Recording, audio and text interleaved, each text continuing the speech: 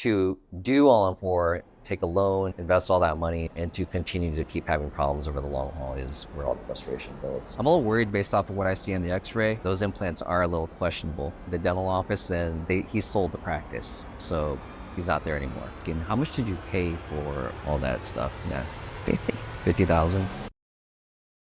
Hey, Tammy. Hi, very nice meeting you. I'm Dr. Choi. So you had these implants done 5 years ago? 5 or 6 years ago. Okay, awesome. And one of your friends referred you here? My daughter works for the state of Texas, and she's been trying to help me find somebody to help me. Got it. Okay. Now, let's take a look there and see what exactly is going in your mouth. So I just saw that there was like some movement. So your prosthesis is having issues? I think it's only been held on by one. Okay, one area. Okay. How long ago did you start noticing that having issues? So it kind of got loose. Okay. And then I went to a place in Denison. Okay. And they gave me an estimate on what they thought it would cost to get fixed. Okay. What did they tell you at that time what was the issue? They told me that they think that it's broke inside. The prosthesis. Okay, got it. But they were quoting me like $12,000. Okay. And so my daughter said, well, let me look around. Let me see what I can find out for you. If you don't mind me asking, how much did you pay for all that stuff? Yeah. 50,000. And this was down in Florida. Yeah, 5 years ago. My husband were driving a truck over the road. Okay. We were always in Florida. Okay. And so we were there, and I was like, well, we're here 2 times a week, But like I was telling him, I was even told that I needed to come back yearly. Yeah.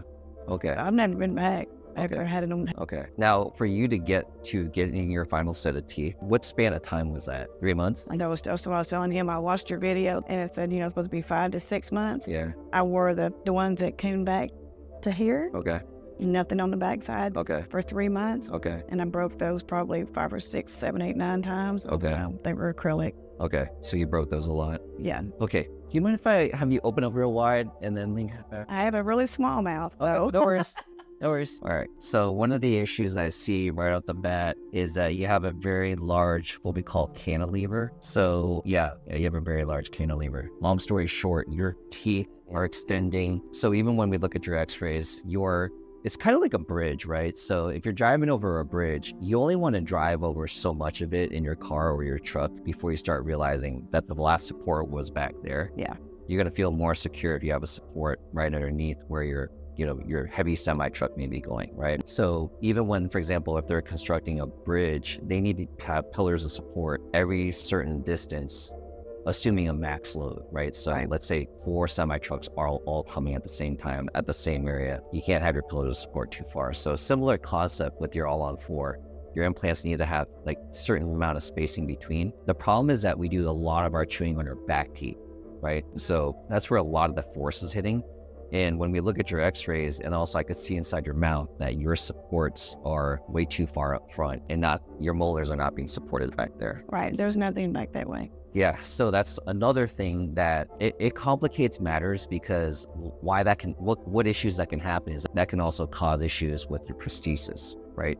So that hardware that's securing your teeth to your multi-unit abutment to the implant, that starts experiencing a lot of stress, right? So that's when over time you can start having this issue. Now, quick question for you. When did you start having these issues? Like that you started noticing the teeth were getting loose? I mean, it's probably been 2 years, but Okay. not had, money. Yeah. So I was waiting for my insurance to kick in good, but now it's literally. Yeah, it's gotten more loose over time. Okay, cool. Let's take a look inside your mouth. So several things when I see this, we're gonna get some close-up x-rays, and we wanna check out several things, right? So whenever your prosthesis is loose, that could be several things. Your actual screws, what we call your prosthetic screws, can be loose.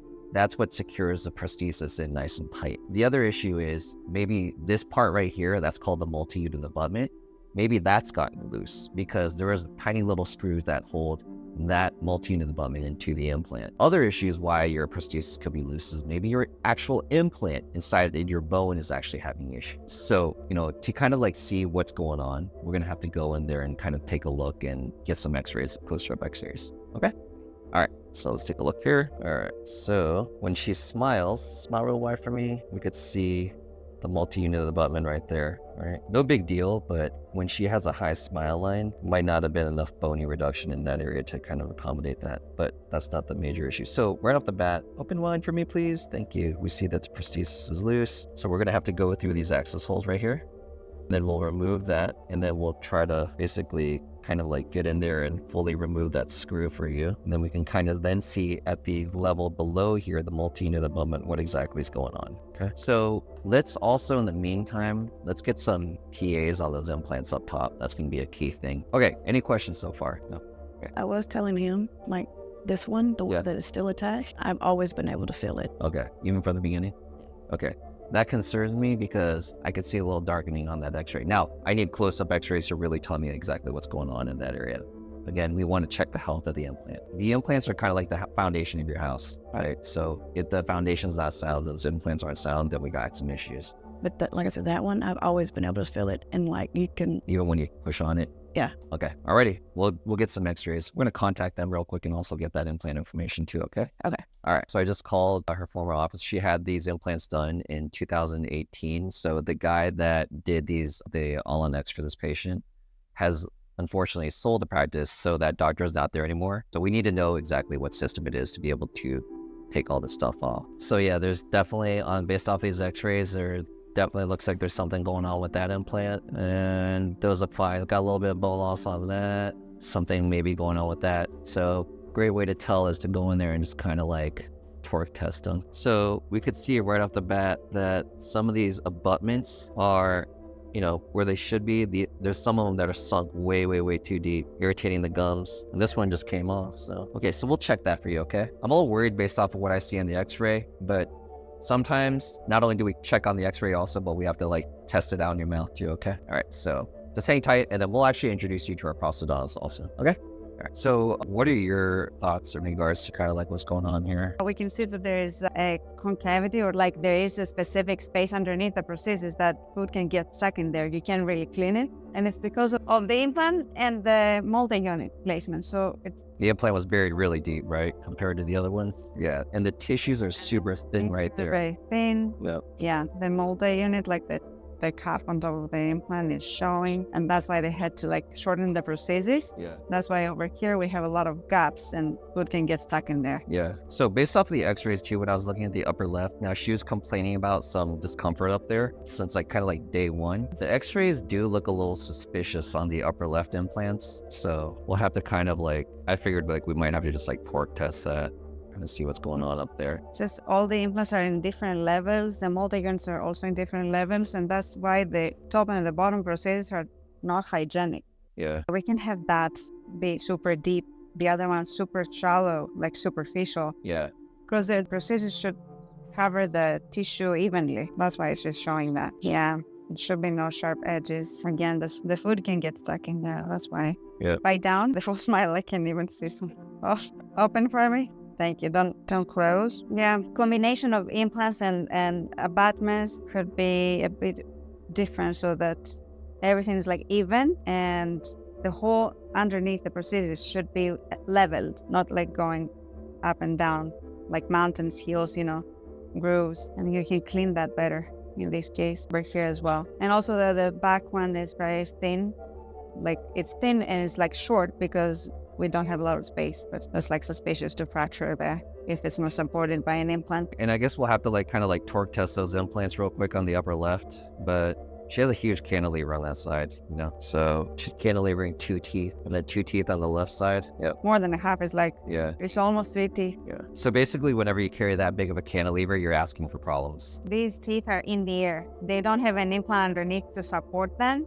So these 3 teeth are hanging from one implant that's coming out from here. Yeah. So when you push and you chew, this goes up, and sometimes it's gonna break. And that's what causes all that stress on all the parts, which is what's causing all the issues you're having right now. Yeah, in this case, either another implant would solve the case, or if you would be happy with just shorten the arch, have less teeth on left side, like by that full tooth. If that full tooth comes out and can be cut like that, we just have more chances of getting these teeth without any fracture. Yeah. So kind of thoughts that we have, man, yeah. It's very unfortunate because I know in your situation, you spent a lot of money in the dental office and he sold the practice. So he's not there anymore. So we had to get some information from the current staff in regards to like what implants system you were, and that's why we were able to use like whatever parts. Unfortunately, we are stuck in the situation that, you know, where he placed those implants are definitely not ideal, and it's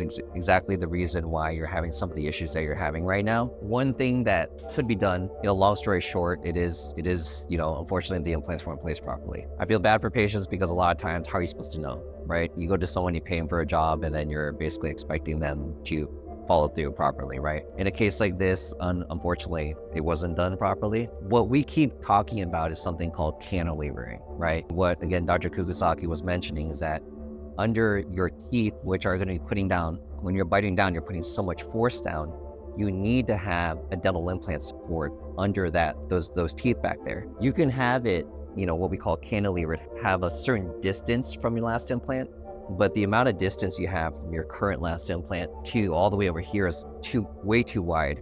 And this is exactly why you've had all the issues that you're having right now. Okay. So it's actually a pretty like easy remedy in the sense that like you have quite a bit of bone here. So I'm not exactly sure why they didn't place implants on you back here.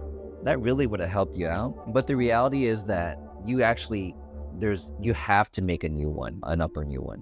Okay. And what you would also need to check out is if these parts, I mean, number one, the health of these implants, based off the x-rays that I see and also the symptoms you're telling me, those implants are a little questionable. Yeah, up in that area. Yep.